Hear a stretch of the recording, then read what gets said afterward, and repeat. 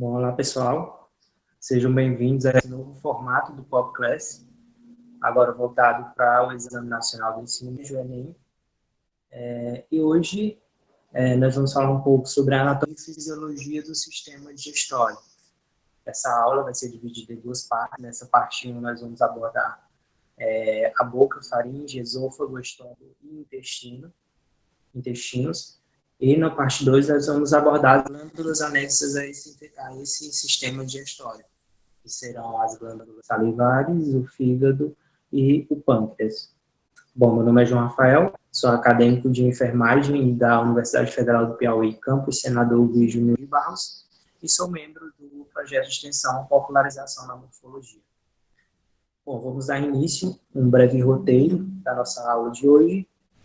Nós vamos fazer uma breve introdução do sistema digestório e vamos abordar os órgãos que eu já mencionei: cavidade da boca, faringe, esôfago, estômago, intestino delgado e grosso. E no final vamos resolver algumas questões do Enem para ver de que forma esse conteúdo é cobrado no Exame Nacional do Ensino Médio.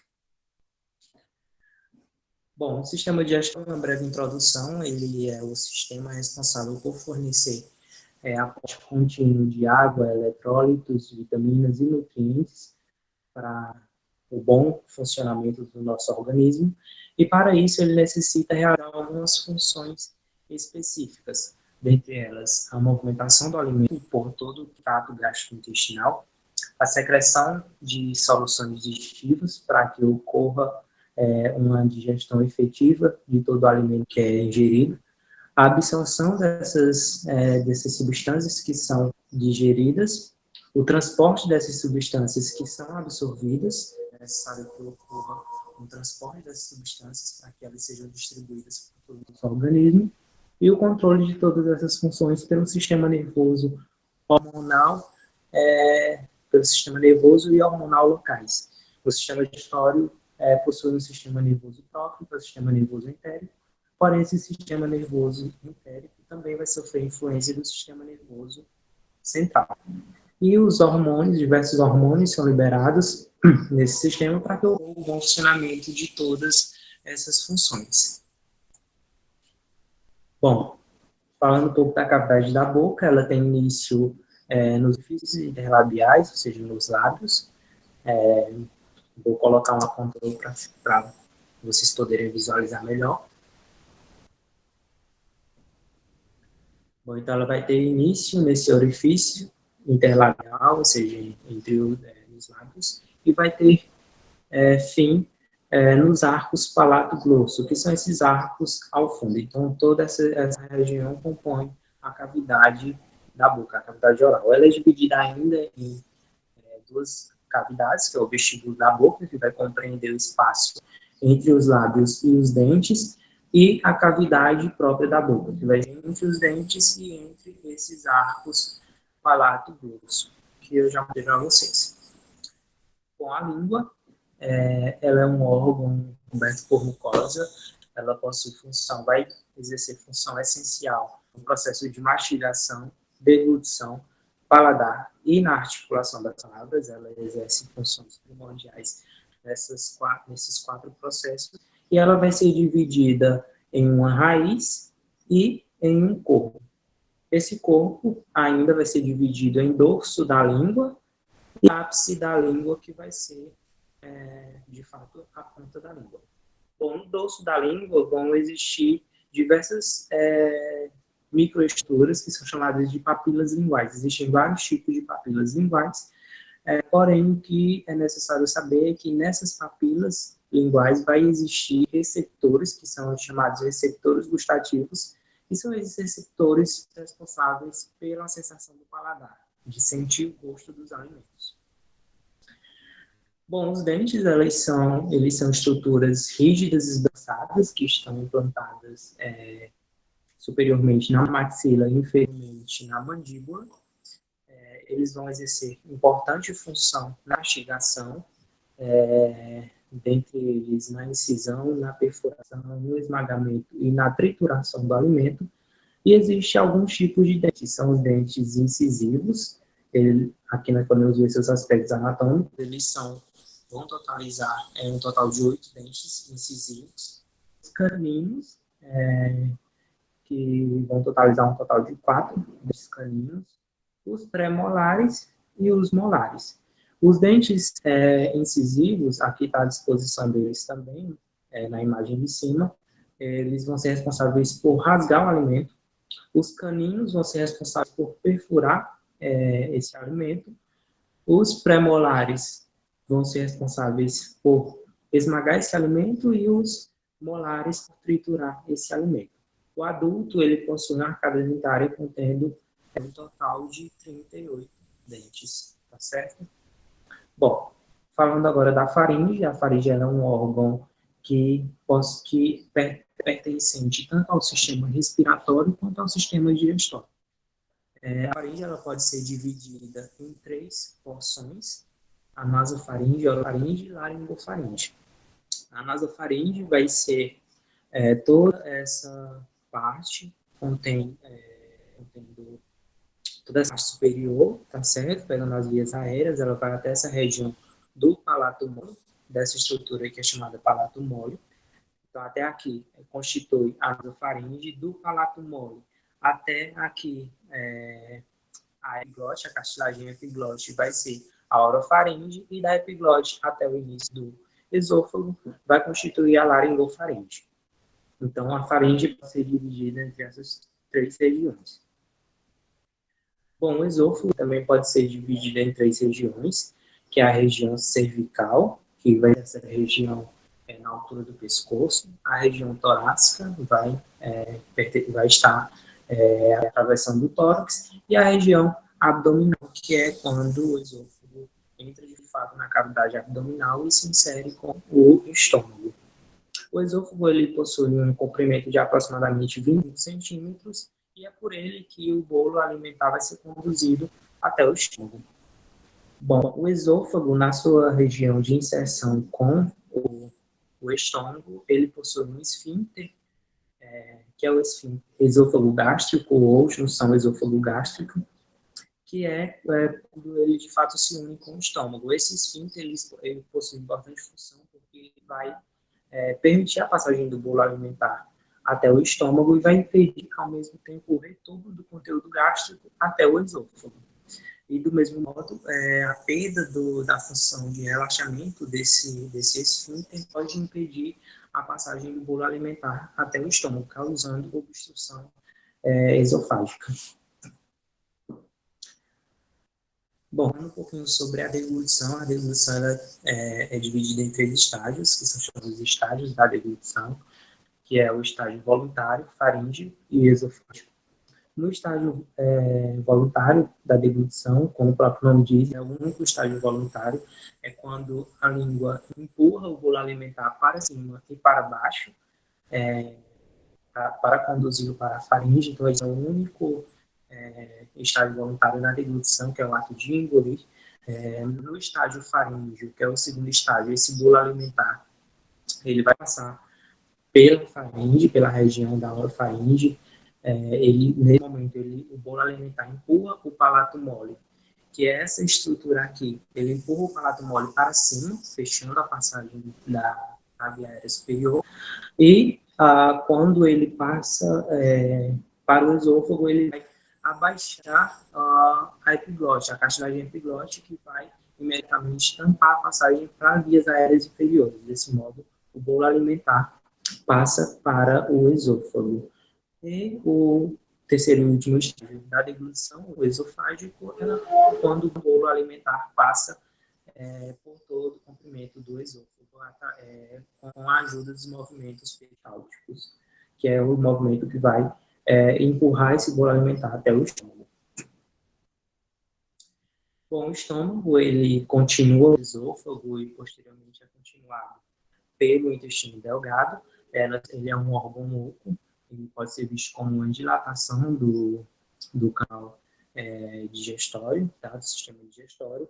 Ele vai armazenar temporariamente o alimento que chega, mas também vai iniciar o processo de digestão desse alimento. Anatomicamente, nós podemos observar algumas regiões, que é o fundo do estômago, a região cardia do estômago, nesse momento que se une com o esôfago, o corpo do estômago e a região pilórica do estômago.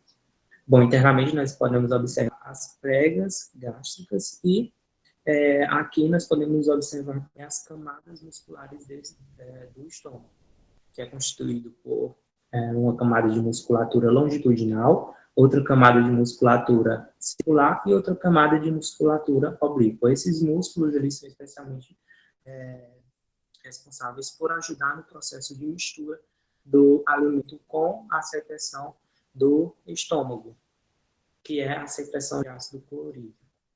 Através das glândulas gástricas vai ocorrer a secreção de grande quantidade de ácido clorídrico quando existe alimento no estômago, conteúdo no estômago, e junto com esse ácido clorídrico, que tem um pH ácido, como o próprio nome diz, em torno de 2 e 3, vai ser liberada uma enzima chamada pepsina. Essa enzima é ativada somente em meio ácido, por isso sua liberação em conjunto com ácido clorídrico, ela vai atuar na degradação, na digestão das proteínas. Então, as proteínas que são ingeridas, elas vão começar a ser digeridas aqui no estômago através dessa enzima chamada pepsina. Bom, o próximo órgão do sistema digestório é o intestino delgado. Ele possui 3 segmentos, que é o duodeno, o jejum e o ilho, tá? E ele possui algumas funções, como a de completar a digestão, na verdade é onde de fato vai ocorrer a digestão, a maior parte da maior quantidade das substâncias ingeridas. Vai ter função na absorção através dos vasos sanguíneos e os vasos linfáticos, que vão transportar essas substâncias absorvidas para o fígado através da circulação portal, e o fígado vai metabolizar todas as substâncias ingeridas e vai distribuir para o nosso organismo. E para que ocorra uma digestão efetiva dessas substâncias, ocorre a secreção de alguns componentes, como o muco. A secreção de muco no intestino delgado vai ser feita pelas glândulas de Brunner. A secreção de enzimas, que são fundamentais para a digestão dessas substâncias, vai ser feita pelas glândulas de Lieberkühn, e a secreção de secretina. A secretina é um hormônio que vai ser liberado pela mucosa, especialmente do duodeno e do jejum, que são os 2 primeiros segmentos do intestino delgado, e essa secretina ela vai estimular a liberação de bicarbonato de sódio. Esse bicarbonato de sódio ele vai agir no conteúdo que vai chegar do estômago, que é um conteúdo ácido, então esse bicarbonato vai agir neutralizando esse ácido, deixando o pH desse ácido, dessa solução mais alcalina, e assim as enzimas vão poder agir de forma efetiva na digestão dessas substâncias. Bom, ao longo de todo o intestino grosso, de todo o intestino delgado, existem algumas estruturas que vão ser responsáveis por aumentar a superfície de contato e a superfície de absorção do intestino para melhor absorver as substâncias que chegam nele. Então, a primeira estrutura é as válvulas coniventes, elas são pregas que vão estar especialmente localizadas nos 2 primeiros segmentos do intestino delgado, que é o duodeno e o jejum.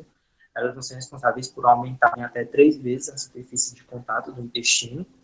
A segunda estrutura são as vilosidades, que são essas que estão ao redor das válvulas coniventes. Elas vão ser responsáveis também por aumentar a superfície de contato e a superfície de absorção do intestino delgado.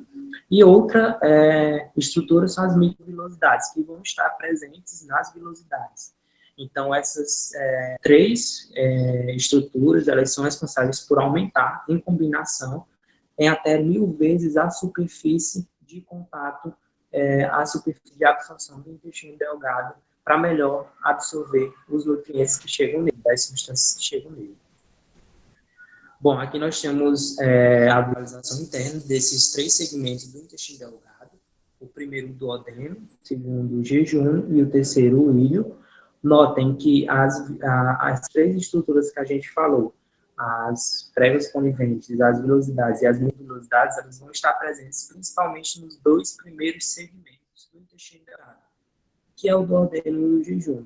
Notem que no segmento final já não existe tantas pregas, por isso esse aspecto mais liso. Então, de fato, a absorção desses nutrientes vai ocorrer nos dois primeiros segmentos do intestino delgado. Bom, o último segmento do intestino, do sistema digestório, é o intestino grosso. Tá? Ele possui algumas estruturas que vai diferir do intestino delgado, dentre elas são as saculações do intestino grosso, tá? Essas bolsas que estão divididas por pequenas pregas. Outra estrutura são as tênias, que infelizmente não podemos observar nessa imagem, mas elas vão estar ao longo de todo o comprimento do intestino grosso, e os apêndices adipócitos, que são pequenas bolsas de acúmulo de gorduras, como podemos ver nesses pontinhos amarelos, que vão ali se unir ao longo de todo, na parte exterior de todo o intestino grosso. As funções primordiais do intestino grosso é de absorção, armazenamento temporário das fezes do bolo alimentar e, posteriormente, eliminação desse bolo alimentar em forma de fezes. Tá? A absorção vai ser primordialmente de água e vai ocorrer nos primeiros segmentos do intestino grosso, especialmente no seco e no colo ascendente do intestino grosso. Ele é dividido em alguns segmentos, como eu falei, o segmento inicial é o seco, o colo ascendente, o colo transverso, o colo descendente, colo sigmoide, que vai fazer uma curva semelhante a um S, o reto e o último segmento, que é o ânus, onde vai ocorrer a secreção das fezes. Bom, agora a gente vai resolver algumas questões também, para ver de que forma esse conteúdo é cobrado nessa prova. Aqui, como primeira questão, nós temos uma questão do ano passado, do ano de 2019, e ela diz a seguinte: em uma atividade prática, um professor propôs o seguinte experimento. Os materiais utilizados foram um copo plástico pequeno, leite e suco de limão. O procedimento: coloque o leite até a metade do copo plástico e em seguida adicione lentamente 20 gotas de limão. Vamos para a pergunta. Levando em consideração a faixa de pH do suco de limão e a composição biomolecular do leite, os resultados que os alunos obtiveram na realização do experimento, qual processo digestório estaria sendo simulado? As alternativas: letra A, ação B sobre as gorduras no duodeno; letra B, ação do suco pancreático sobre as gorduras; letra C, ação da saliva sobre os carboidratos na boca; letra D, ação do suco entérico sobre as proteínas no íleo; e letra E, ação do suco gástrico sobre as proteínas no estômago. Bom, nós vimos que no estômago vai ocorrer a secreção através das glândulas gástricas de ácido clorídrico. Esse ácido clorídrico possui um pH ácido, como seu nome já diz, de 2 a 3, pH de 2 a 3, pH ácido, e em conjunto vai ser secretado uma enzima que é chamada de pepsina. E nós vimos que essa enzima vai iniciar o processo digestório das proteínas. Então, aí no estômago vai ocorrer, vai iniciar o processo de digestão das proteínas. Voltando à pergunta, o suco de limão seria, fazendo essa relação, seria equivalente ao ácido clorídrico no experimento, e o leite, observando seu aspecto biomolecular, o leite é constituído de proteínas. Então, esse exemplo, esse experimento estaria exemplificando a ação do suco gástrico sobre as proteínas no estômago. Tá? Então, nós podemos afirmar que a alternativa correta é a alternativa E. Bom, a segunda questão do ano de 2010 diz o seguinte: para explicar a absorção dos nutrientes, bem como a função das microvilosidades das membranas das células que vestem as paredes intestinais do intestino delgado, o estudante realizou o seguinte experimento. Colocou 200 ml de água em 2 recipientes. No primeiro recipiente, mergulhou por 5 segundos um pedaço de papel liso. No segundo recipiente, fez o mesmo com um pedaço de papel com dobras simulando as microvilosidades. Os dados obtidos foram: a quantidade de água absorvida pelo papel liso foi 8 ml, enquanto que pelo papel dobrado foi de 12 ml.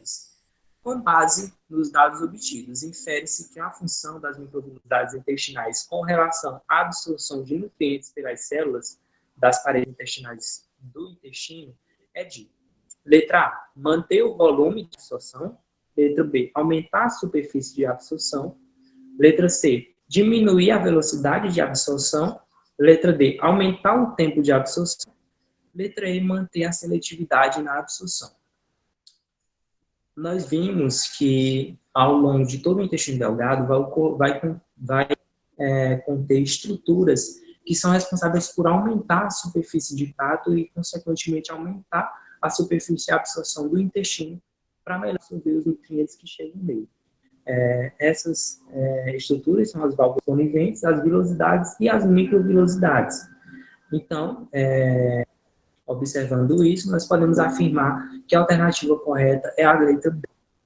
As paredes intestinais, a absorção dos nutrientes pelas células das paredes intestinais do intestino é a de aumentar a função dessas microvilosidades, é a de aumentar a superfície de absorção do intestino delgado. Bom, essas foram as questões que eu trouxe para vocês, para a gente discutir um pouco. As referências utilizadas na aula foram essas literaturas que vocês estão vendo. Bom, sigam-nos em nossas redes sociais, a rede social projeto, @popmof no Instagram. E obrigado por você ter assistido até aqui. Se você tem dúvidas, deixa nos comentários do vídeo. E aí estão meus contatos pessoais, Instagram e e-mail. Se quiser entrar em contato, fique à vontade. Bom, até a próxima aula.